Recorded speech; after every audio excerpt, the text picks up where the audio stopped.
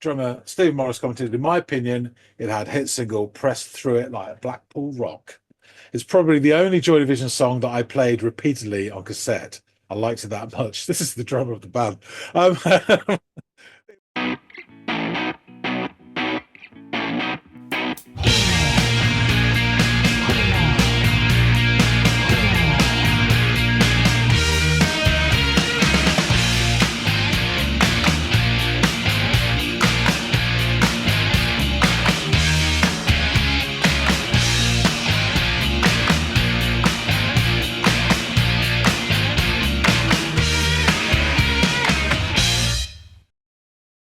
Hey everybody out there, welcome back to another episode of the Audiophiles. It's Andy, it's John, and it's time to listen to some music.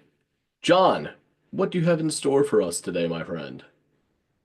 a band we've listened to before, sort of in both senses. Um, this is New Order. Oh wow, God, it has been a minute since they've been on this channel, right? I think, God, two years, right? Yeah, that's what I thought. Um, Christ, man, I was upstairs. It was before I even came down here, started recording in my music room and office. So yeah, that was a while Before ago. you before you got the sentence from the judge, yeah. Yeah, Yeah. yes, yes. Sentenced to Yeah, so basement life. previous episode, Sunrise. Yeah. Yeah. And I enjoyed Sunrise. And I remember thinking, I need to hear more stuff by these guys because I was only ever familiar with their one big hit, and that was kind of it. So, um, name of the track today? Ceremony. Ceremony. Oh, well, let me take this information, apply it to my search and song listen, and I will come back and let you know what I think.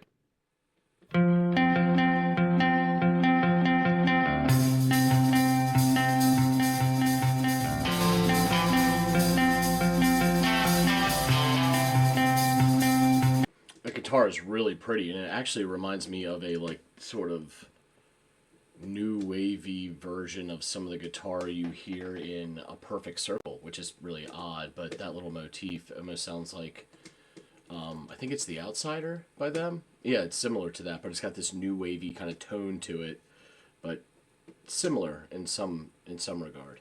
Ah, yeah, really sounds lovely.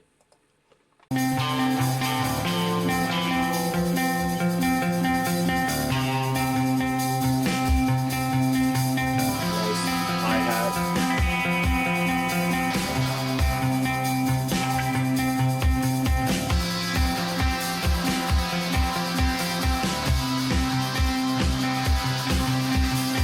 Drums are developing.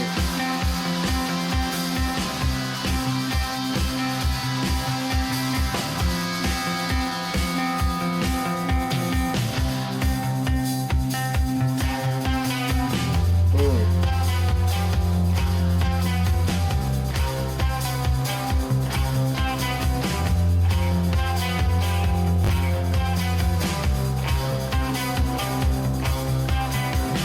This is why it's under me. They find it all a different story. Noticing the wheels are turning. Turn again and turn towards this time. All she asks is strength to hold me. Then again the same old story. But we'll travel so quickly. Travel through me towards this time.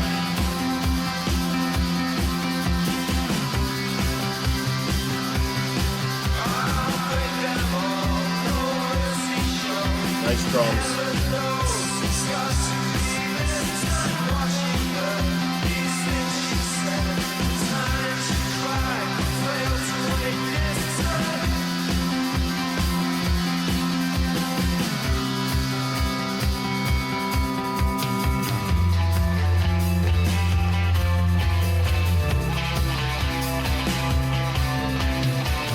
Robert Smith, is that you on the guitar? I know it's not, but man, it's very similar to some Cure type stuff for show. Yeah, this is really pretty. Everything's balanced really well, and the guitars are really commingling well together.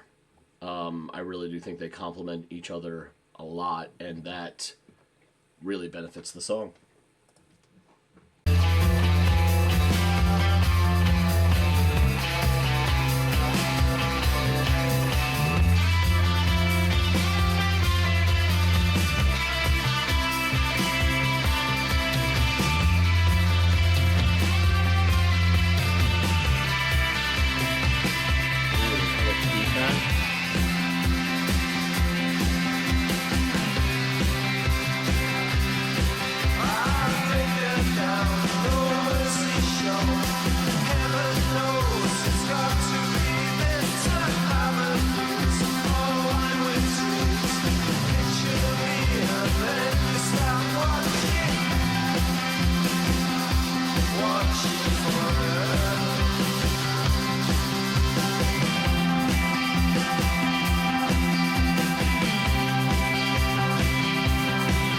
It's really pretty.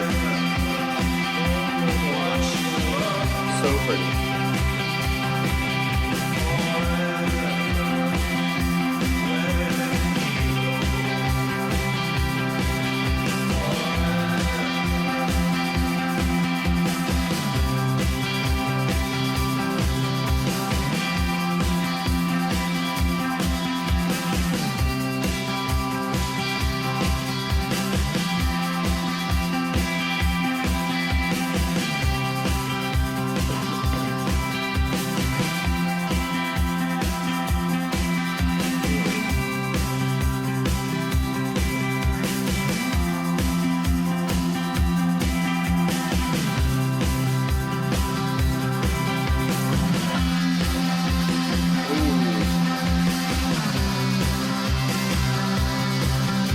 God damn these guitars, man.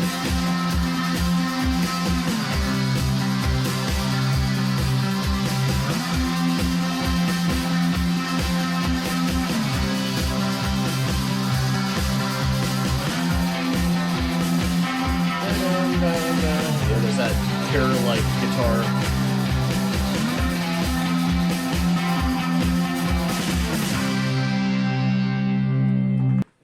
Wow. Yeah, I fucking loved that. It had this like kind of, I could see how somebody could hear this and be like, "Oh, it sounds like slightly sad," or like there's this maybe a shade of melancholy to this, and yet I felt uplifted, almost like it's gonna be all right, kind of reassured.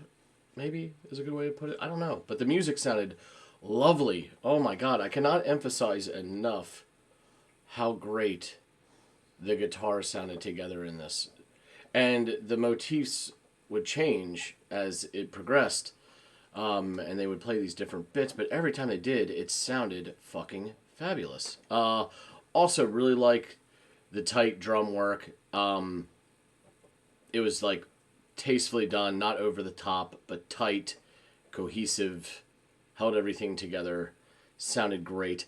The lyrics, the singer sounded great, but I didn't catch all of them. I didn't really get too deep in the lyrical weeds because every time it would shift to a new part, I would become like obsessed with what I was hearing from the guitars, and that's really where I put a lot of my focus.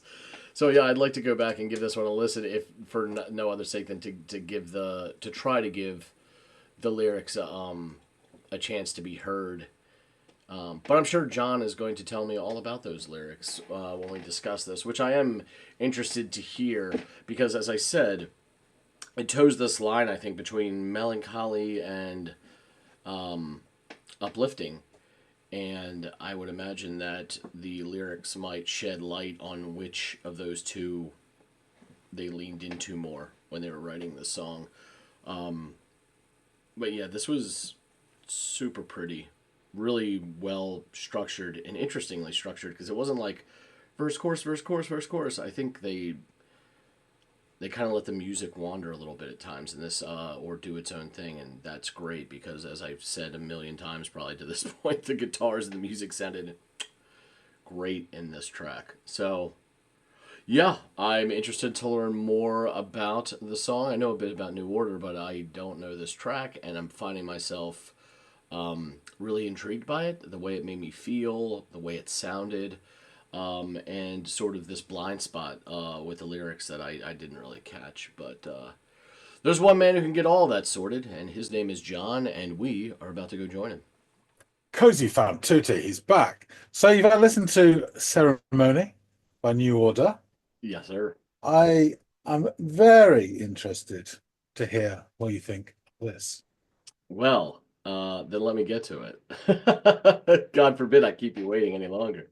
The song begins with this beautiful guitar work, bouncing between notes that is soon accompanied by some really nice hi-hat work, and another guitar, this one's slightly warbling and fuzzy in tone. Um, as the song progresses, I'm finding myself more and more attracted to the commingling energy and sound of the guitars working together and how they complement one another so well. Uh, just around the minute marker, there is this simple but lovely, almost uplifting 1 2 3 4, 1 2 3 4, kind of like guitar motif, and they really stick the two on the 1 2 3 4 in this. And I love that. And his yes, yes. And this heralds in the vocals, which I gotta be honest, man. They sounded fine. I loved the way they were delivered, but I didn't catch many of the words at all because I was so goddamn focused on the guitars and the song. I just loved them so much. I wouldn't Um, worry about the words, and there's a okay. reason, but I'll get into that. Okay, fair, fair, good. Well, in that case, I'm glad I kind of just got obsessed with the guitars and to some degree the hi-hat work as well, because it was really crisp. Uh, I know it's we'd listened to songs where we're like, God damn, the drummer went off, but this was more like the drummer was so succinct and tight, and it wasn't anything extravagant, but it just kept everything like centered, like a good chi. So yeah, I really appreciated the drum work on this. If it wasn't, even if it wasn't over the top, it still like did a superb job. So after the chorus breaks, there is this really nice instrumental bit where the guitar plays a lovely motif that has this very Robert Smith quality to it. So I'm experienced a bit of a deja vu moment here from a couple years ago, as we mentioned when we did Sunrise, because one of the things that really stood out to me when listening to that was like, God damn, this reminds me of The Cure. And I'll be damned if listening to this again, I didn't get moments or shades of The Cure again listening to this. Now I understand contemporaries, that was the sort of the sound du It jour would have people. been it would have been crossed, both Yeah. ways. Yes, exactly, exactly. So I'm not trying to like heap praise on Smith or assume that these guys are like, parroting him. It's just the sound du jour, and it was Yeah. a fucking great sound at the time. I love that guitar work. So again, I really didn't catch any of the lyrics as I gave this tune a first go, and I think that's mostly due to the fact that I was really caught up in how much I was focused on the guitar work. The as well as how the song made me feel, which is interesting because at times it's sort of like I said a moment ago, there was this uplifting nature to it. But I could easily see how someone could listen to this and be like, no, there's shades of melancholy to this. But when I heard it, it was more of like we're gonna get through this kind of quality to it, or like we will, not to sound corny, but we will survive. We will be okay. And that to me is like an uplifting, reassuring kind of feeling. And it's gentle and soft, and perhaps that can get mistaken for melancholy, or perhaps it is a multi-threaded rope that has some melancholy in there, but also reason to be hopeful and to look towards the future more brightly.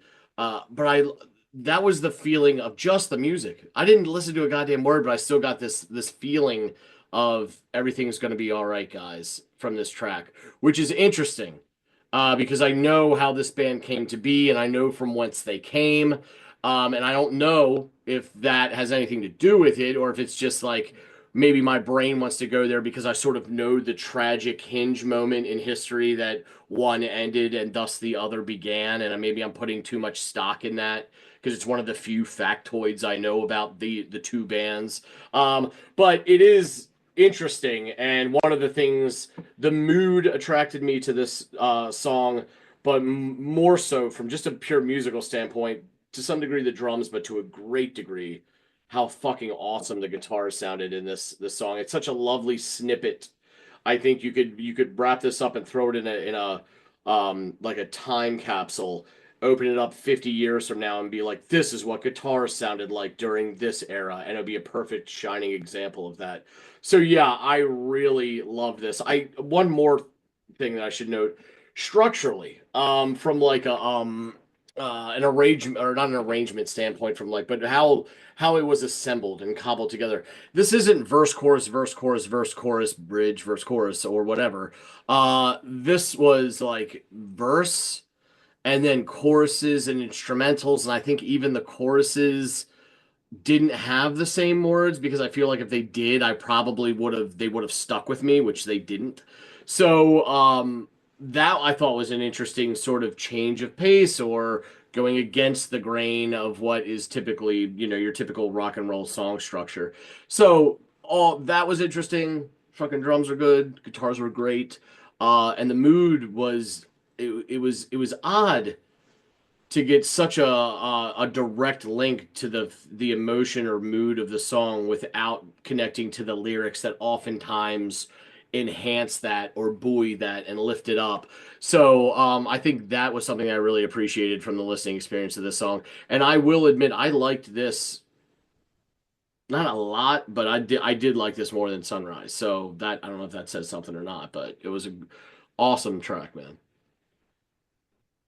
Really interesting. The reason why I said that I would be interested to hear what you had to say, because this song is laden with the legend of Ian Curtis. And so anyone who's around or likes the band or knows about it, it's really hard to have a objective view of this song.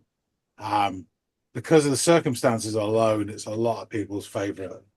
So this is like fucking like right after he passed away, or he took his own life or We'll get whatever. into it, but yeah, so that's why I wanted to hear what you and the things that you picked up on. This sense of getting through things is really interesting and uplifting and melancholy. Just bear that in mind as I go through it.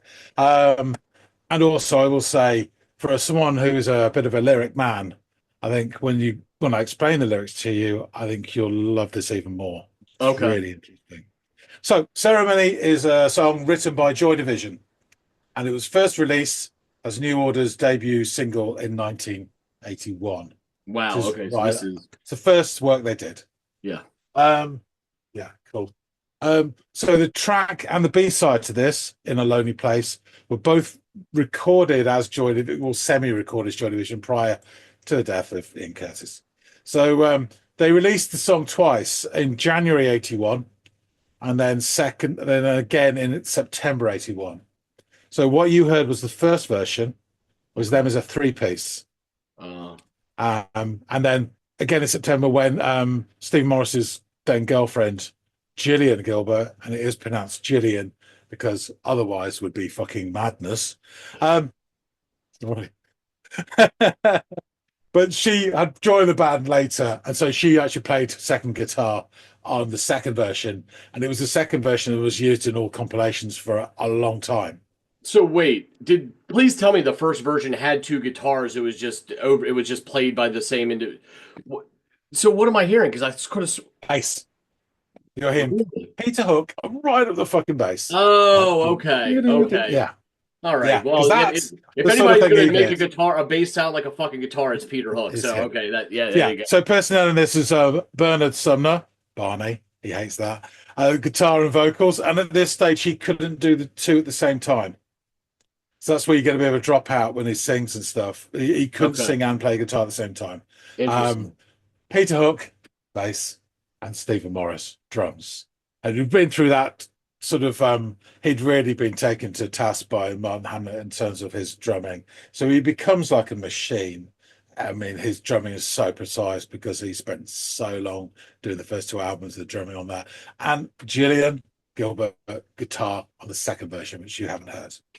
So as I say, it was on the it was pretty much, they're not sure about this, but I reckon it was pretty much the last song that Joy Division put together and composed. Well, obviously with lyrics by Ian Curtis. So according to the guitarist Bernard Summer, the group wrote the song a few weeks maximum before he died, in quotes, to try and heal him through music and to keep him involved in the band and involved in music and remind him of what a great future he had. Sumner concluded, unfortunately, it didn't work. Yeah. It's very sad, but it's funny at the same time.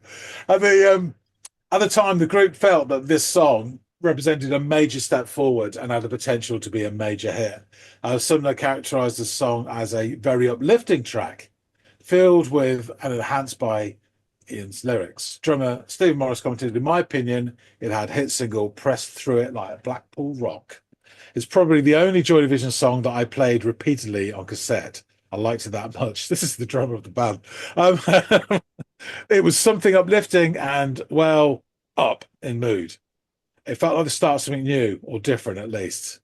So there are only 3 recorded versions by Joy Division in existence. The first is a live version, which is on this album, Still, which was released after his death. And it's got Odds and Sods, and then it's got their last live performance, which is at High Hall, Birmingham University on 2nd of May. So that's like 16 days before he died.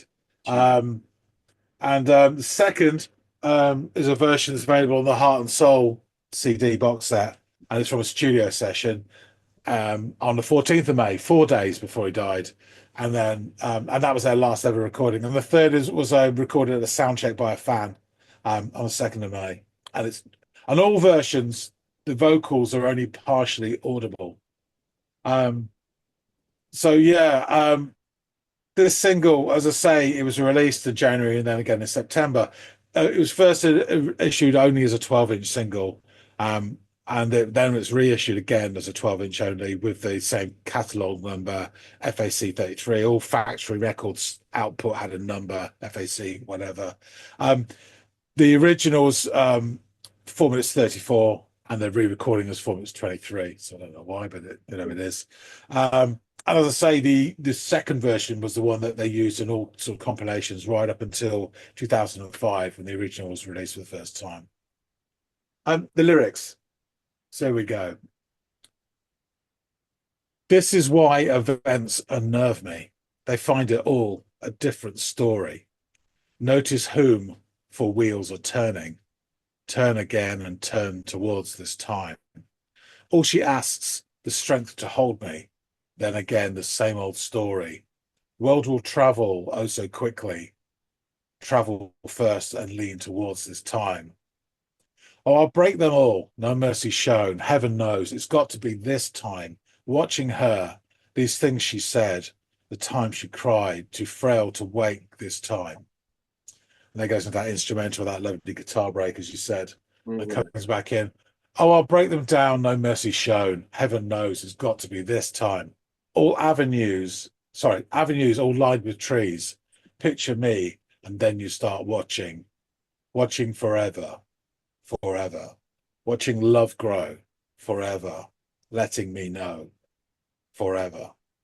So, as I said, the lyrics were written by his Curtis, a matter of days before he died, he committed suicide, and it is the last lyrics he ever wrote. The events that he sort of this is all supposition, okay? Right. There's no one to explain, but the events that he references are probably changes to his life as Joy Division was getting ready to sort of take an American tour and perhaps hit the big time, and he was terrified of flying. But it also could be the complications in his life during the recording of the second album, Closer and onwards. And Peter Hook said, and Ian hid it. That was the problem. He would never let you know how poor he was. And between Curtis's epilepsy, his failing marriage, his battle with depression, and the pressure of Joy Division's possibly becoming a much bigger name, and the lack of support for any of these problems, he always felt that the problems were just only ever piling up. And Hook too notices that Ian generally wanted success for the band, but felt that focusing on his personal issues, taking time to do that would only compromise the band, which again in turn made everything worse. Right. And at the same time, his marriage was breaking down. He was having trouble with his wife, and and because of the affair, whether it's she reckons it was platonic because the medication was taken meant that his libido dropped to the floor. But whatever. Um, Despite all this, the lines that the wheels turn towards this time could be him harboring the last bits of hope that this time things will finally, turn and culminate, resolve, making his life easier. And the line, this again is supposition, but I think this is really all she asks the strength to hold me. So they believe that Ian is referring to his daughter, Natalie, who was born in April 79. So she was a year and a month old when he died. He was absolutely terrified of holding his daughter, as he feared that he'd suffer a grand mal seizure while doing so and harm her. Mm. So he wanted to show affection to his daughter, but his illness would kind of distance him from her both physically and emotionally, from her and his wife, Deborah. Mm. So it's just really, as you say, it's really tricky. It's it's this shade of gray between two very on paper disparate feelings. One of hope Yeah, and what's around the corner, and one of the sadness of saying goodbye or leaving what came before. yeah. Now, in all the three versions of the Joy Division versions of the song, the vocals are obscured, and Ian Curtis never wrote down the lyrics. So Bernard Sumner had to listen to live recordings of the song filtered through graphic equalizers to try and bring up the vocals, and this is his best guess. So we don't know what the lyrics actually are. But the song itself is like heavily imbued with the ghost of Ian Curtis. And Okay. with hindsight, all of his lyrics, not least this one, are viewed from the lens of a potential suicide note. And that's what everyone brings up when they talk about closer and that. And it's not always the case. It really isn't. But that's the way people view it. So this song is special in a number of ways. The original version you heard played as a three-piece. There's a certain rawness to it. And it's of, when I listen to it, it's of grief, but it's also of rebuilding. And as you said, exactly what I've written down it and getting through it. Yeah. Um, it is the bridge between Joy Division and New Order. It's like past and future. It's acknowledgement, but also a farewell, I think. Hmm. And within, I completely agree with you. And that's just why I wanted to hear what you thought, because that's heavily, you know, brought into this song. But within the pain and the backstory, there's also this tone of hope within the song, I think, which Yeah. is why it ranks so highly with fans and is often cited by many New Order fans as their favorite song.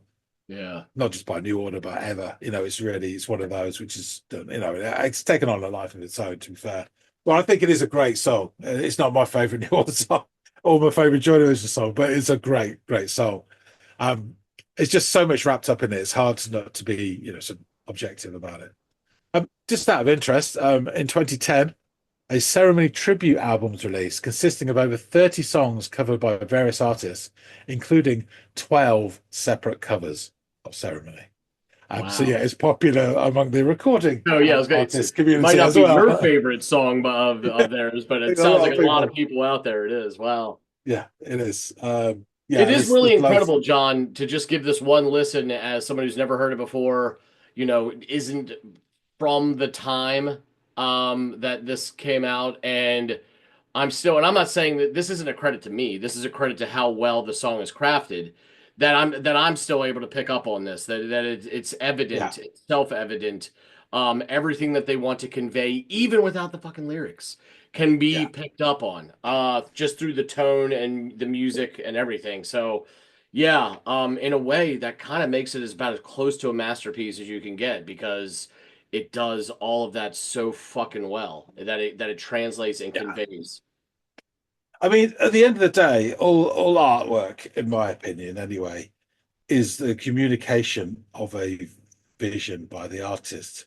That Uh, vision may be a lobster, plastic lobster on top of a telephone, or it may be a song about getting through things. Well, either way. But if you communicate that successfully, then you've nailed it. yep. And we've seen it with instrumental songs. You can still Yeah, do yeah. it. Absolutely. Yeah. Absolutely. So yeah, I think this is a really interesting song.